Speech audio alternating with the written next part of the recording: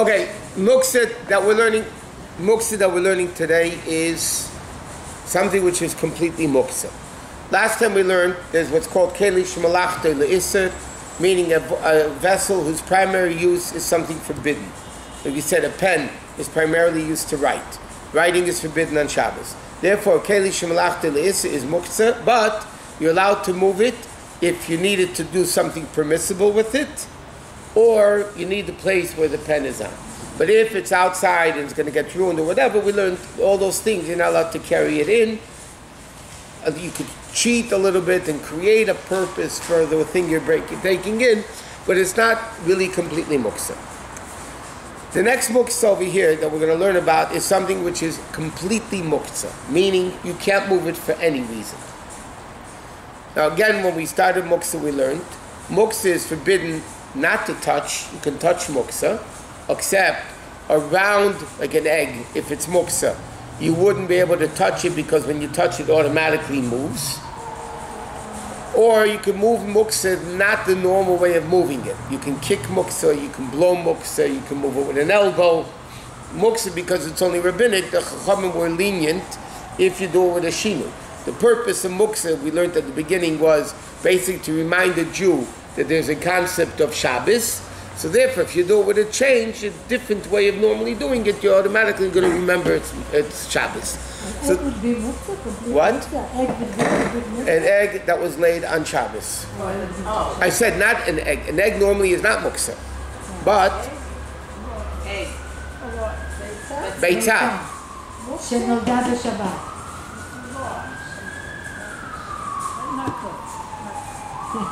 אין לנו ביצים שלו בשבת. There's a whole tractate called Beitzah, and the Mishnah begins Beitzah Shenolda B'Yom Tov.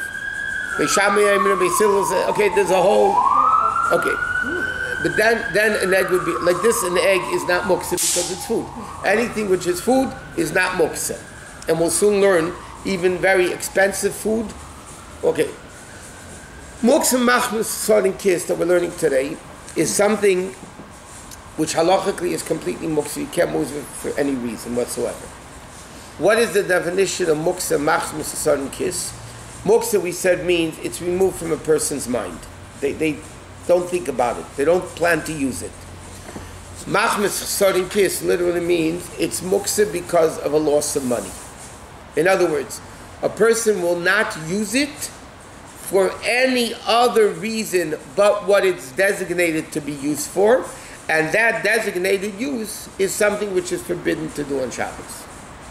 According to the Alter Rebbe, muktzah machmas sodin kiss is only on a keli shemalachta le'isser, a vessel whose primary use is something permissible. I'll show you cases where that wouldn't apply, but then it's completely muktzah. Okay? Now, what is that? So there's a lot of examples of this that are very, very practical, by the way. Now, the definition, he goes into a lot of things, and he writes, the Paskin told him he shouldn't classify keli shemalachta muktzah machmas sodin kiss, which means it's muktzah because of a loss of money. It doesn't have to be an expensive thing. It's a thing that's expensive, and therefore you don't want to use it for anything else but what it's designated for. For instance, if you have an expensive violin, okay, a violin normally is to play music, which you're not allowed to play on Shabbos, correct? You're not allowed to play music on Shabbos. But unlike those chalils, those cheap flutes, they're also muktzah because you're not allowed to blow them on Shabbos either, play them on Shabbos. But over there, you're not going to mind using those cheap 99-cent store ones or whatever to prop open a book, to use as a marker or to do like that. You have $1,000 violin. You're not going to use it to crack open a nut, and you're not going to use it as a bookmark, and you're not going to use it to prop up your book.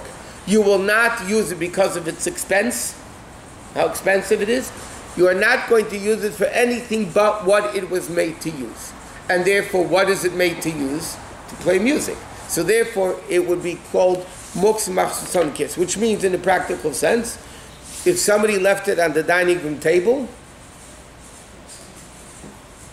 it's there for Shabbos.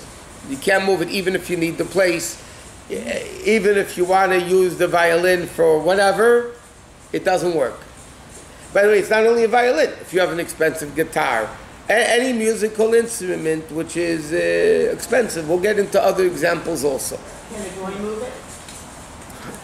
It says in Halacha, interestingly, that yes, but you're not allowed to teach it to the people. You can move it. Halacha v'American, it says you don't teach it because then people will become lenient to the whole concept of muksa. So in that case, you would be allowed to ask a goy to move it off the table. Okay, now. But why is it different than any other muktzah if you leave the place? You leave the place. Because So you can- this is completely removed from the person's mind for any usage whatsoever but what it's made to I do. understand it, but still. So therefore the Chacham said, that is because it's completely removed from your mind. The only thing you're going to do with it is play a violin, and violin you're not going to play on Shabbos. That means in your mind you had absolutely no connection, so to speak. It's completely removed from your mind. Therefore, it's so muktzah that even if you need a place, you can't move it. But if the violin, What? Tough luck. if the violin Then you can ask a guy. Your mind always will be on the On the violin. That's a good idea. Your mind is thinking about the violin. We're going to see, I'll give you a few of these examples we mentioned in passing.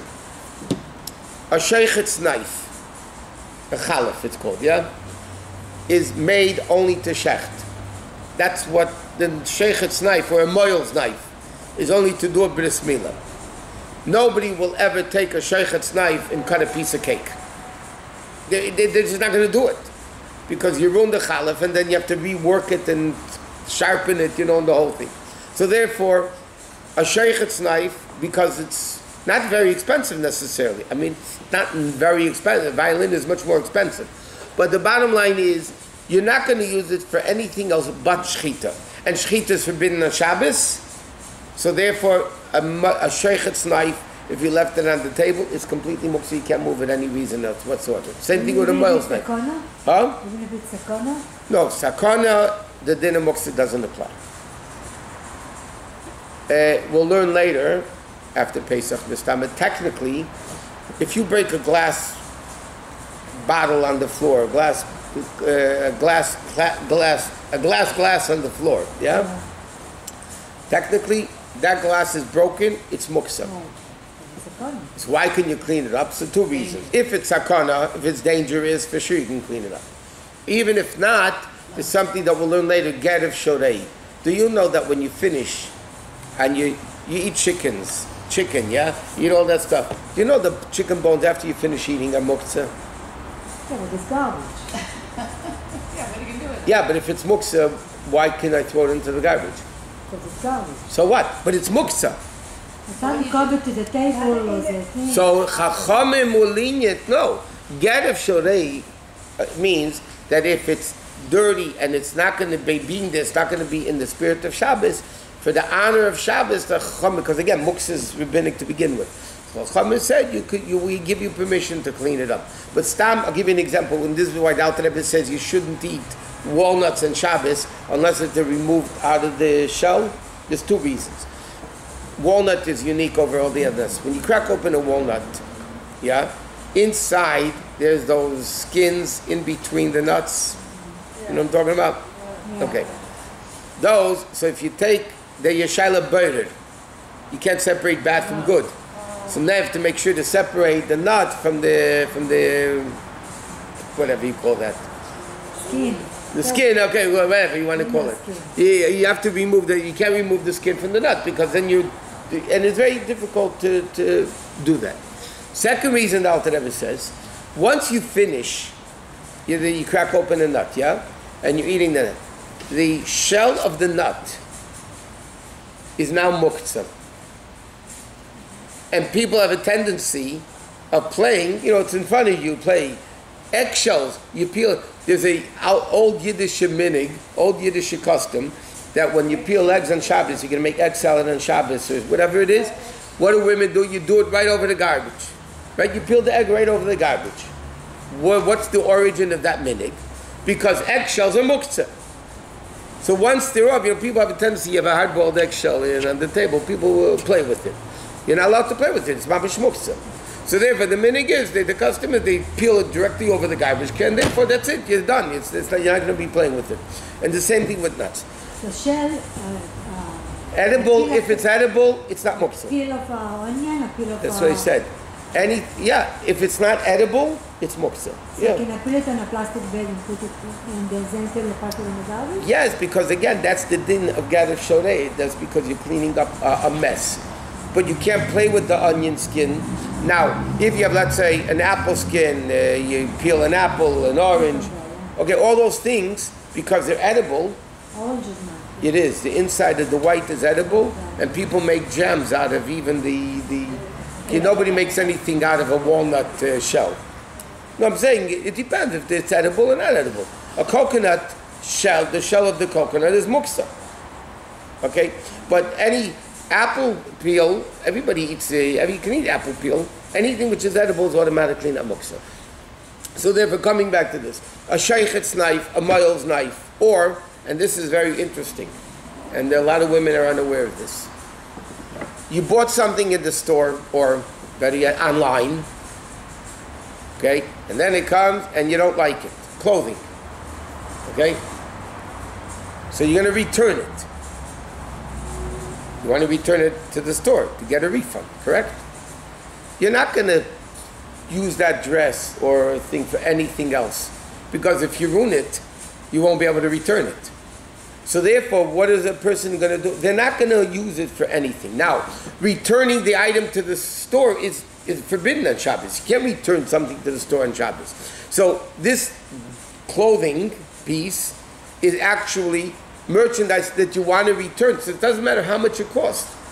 If you bought something for $1 and you don't want it, and you want to give it back to the store, even though it's $1, it's completely muksa, because you're not going to use it, because then you're going to ruin it, you won't be able to give it back. So again, muksa machlus son kis doesn't mean necessarily very expensive. Anything that you won't use because you don't want to lose money on it is considered muksa. Now, except food. Food is not a muksa. What happens if I bought a can of food, let's say, whatever, a can of food, and I want to return it to the store, it's not muksa. It's not muksa. Because it's food. Even if I can't open on Shabbos.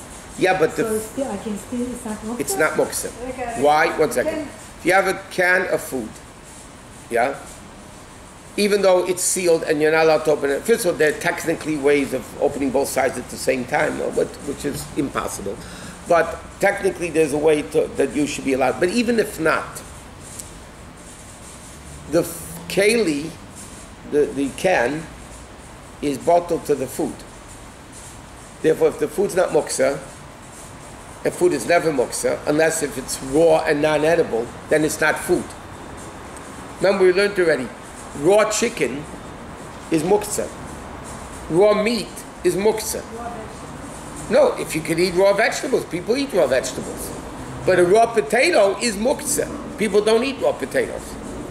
So Moshe, if you have a potato, it's not this gather of muksa, it's another muksa. But the gather of muksa, it's not edible, it's not food. Because a raw potato you don't eat. But a raw carrot you eat, and celery you eat, and onion you eat, and all these things you eat. So therefore food is never muksa. In fact, there's a very interesting halach in the Gemara. Now Torah brings it down Shulchan Aruch.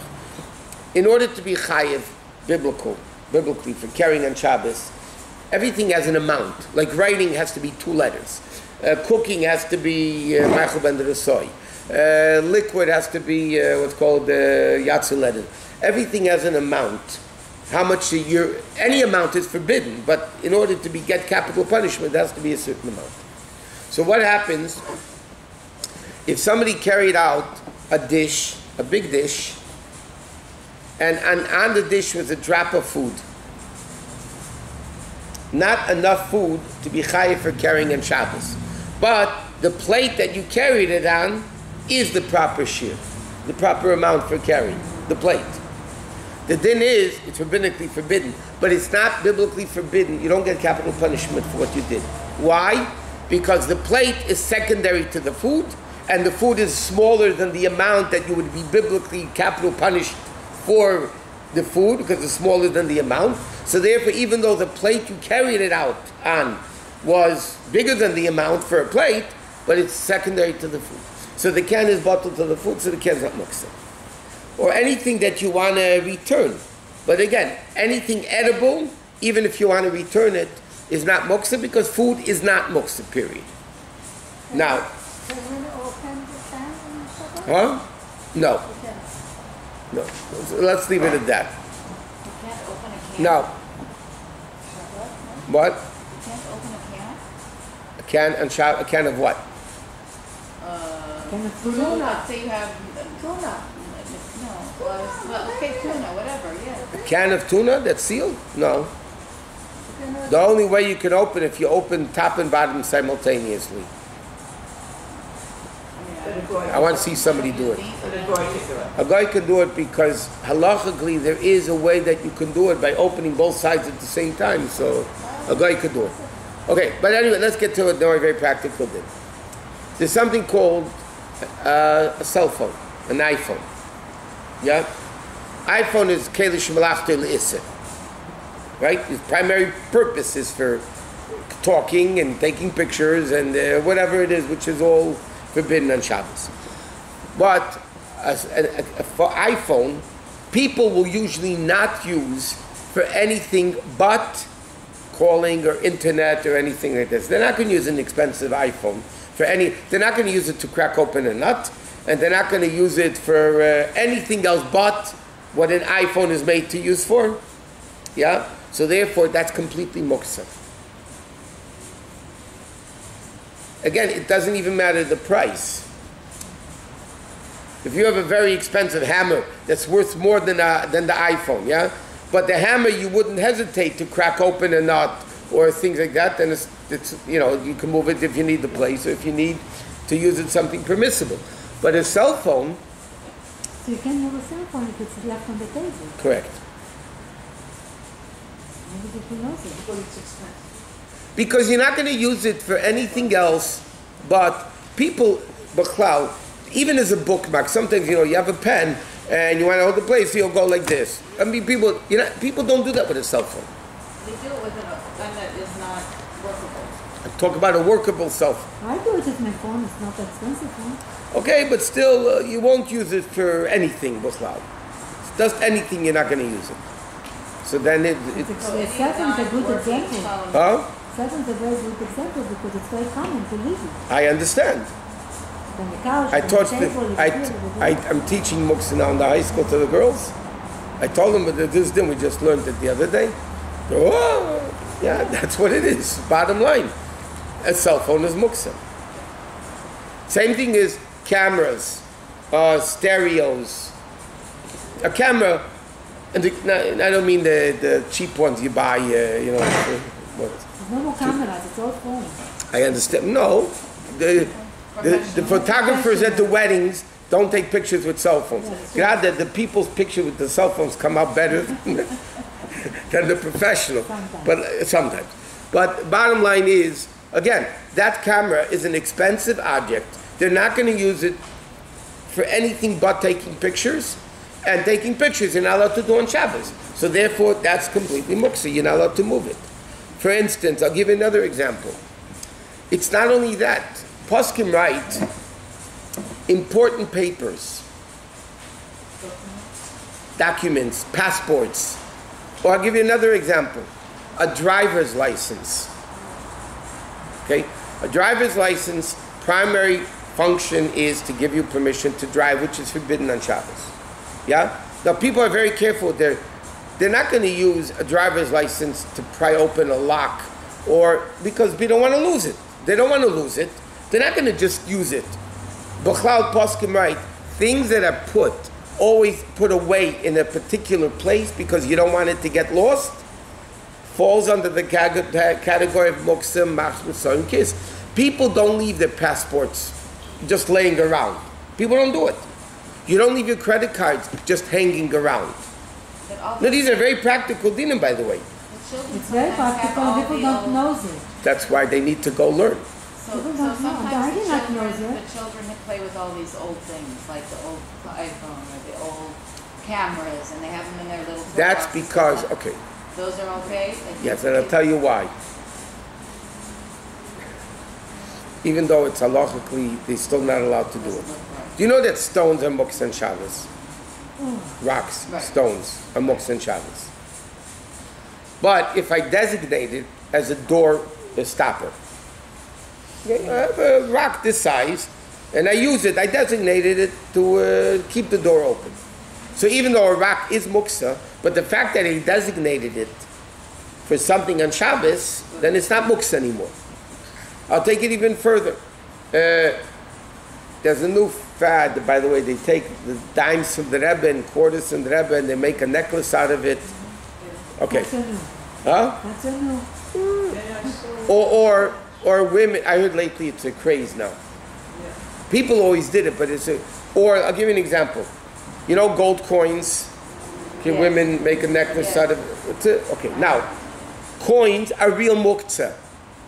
You can't get more muktzah than money. Okay, coins, dollar bills. This is real muktzah. Now, why is that not muktzah? It's a coin. Because you designated it as a jewelry piece. And you're not designated for 10 minutes. You're permanently designating it basically as a jewelry piece. This rock I'm designating as to keep the door open. So therefore it's not muktzah. Because I unmuksed it, so to speak, by designating it for something permissible. When in Yerushalayim they throw stones on Shabbos, yeah, the reality is the stones are muktzah. Not if they're designated for something. 1 second, no. But there's a thing about designation. The Alter Rebbe says you can't designate it temporarily. You have to designate it permanently. They don't designate the rocks, the stones they throw on a permanent basis. Yeah, okay, I'm going to always use this to throw at people. I mean, it doesn't make too much sense anyway. But I'm saying, l'chayr, it's muktzah. L'chayr is muktzah. People don't, they don't work like that. But that's the reality of it. The reality of it, it's forbidden. It's muktzah.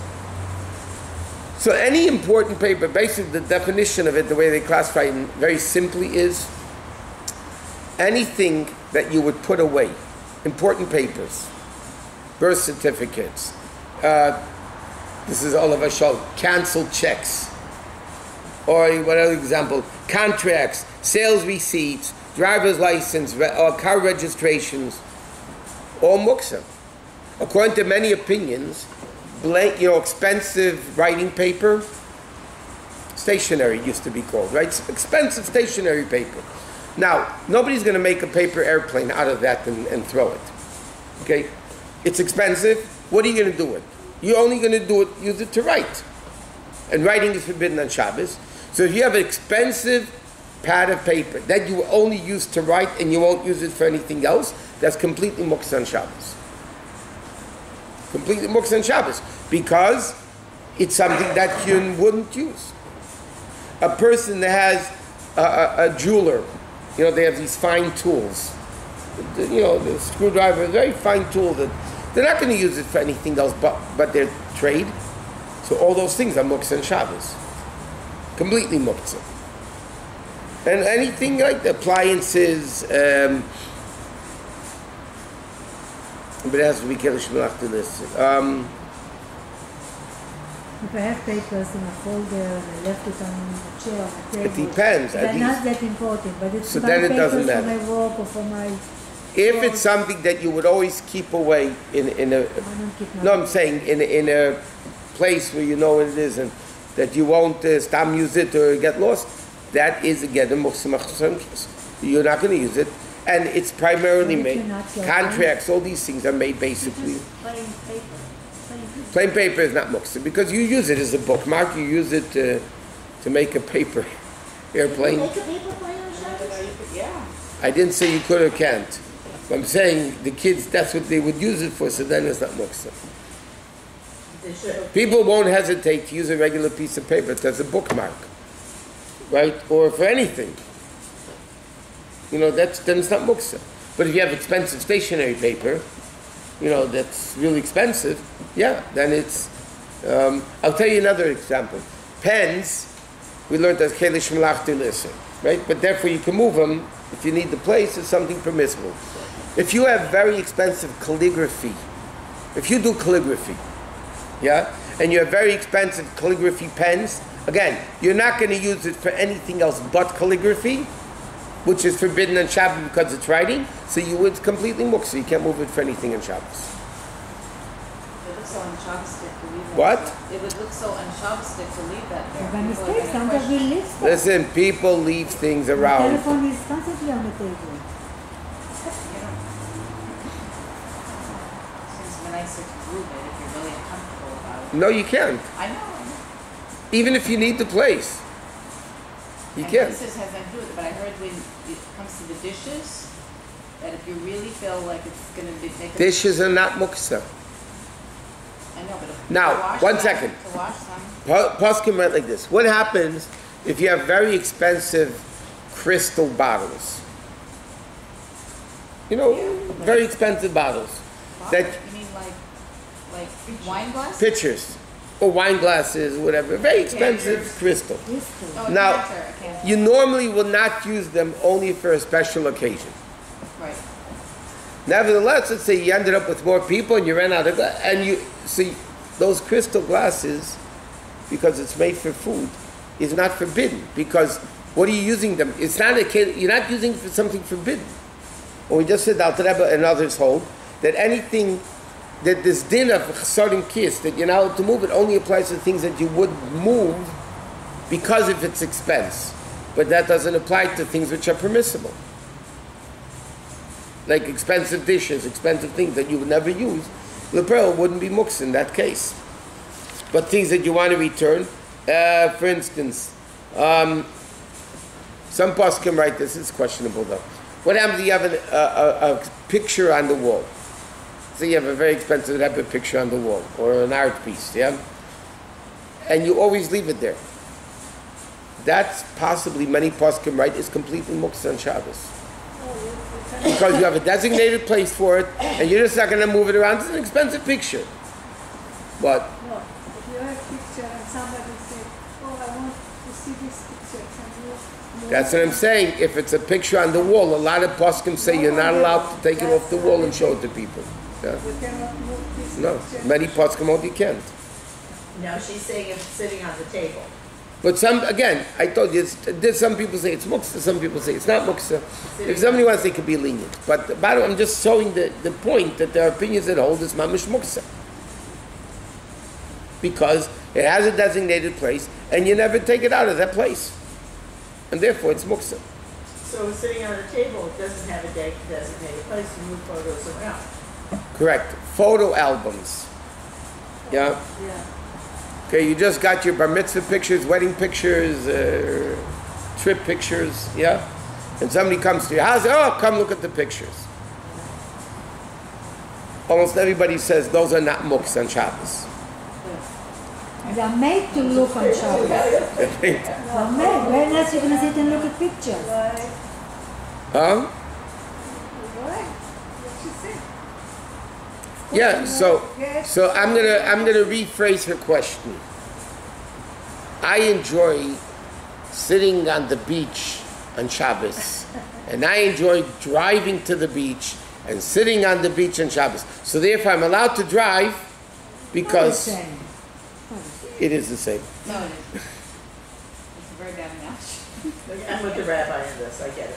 What? I'm with you on this, I get You it. understand? Shabbos doesn't mean because that's the time to do it, or that's because it makes it feel good. That doesn't make it allowed. What pictures are made for? Pictures are made for to look at them, right? Are you Not allowed to to- put in a way. You can look at them on Thursday, But what Shabbos, happens? anytime. Okay, what happens? What's wrong? Yeah, what happens if somebody has very special pictures, unique pictures of their parents, of the Rabbeim, let's say special pictures that they just don't show like this? Okay, well, Rebbe is a different thing. A picture of Rebbe can't be muksa on Shabbos. Exactly. So it's not the same. Okay, let's go to Tanya.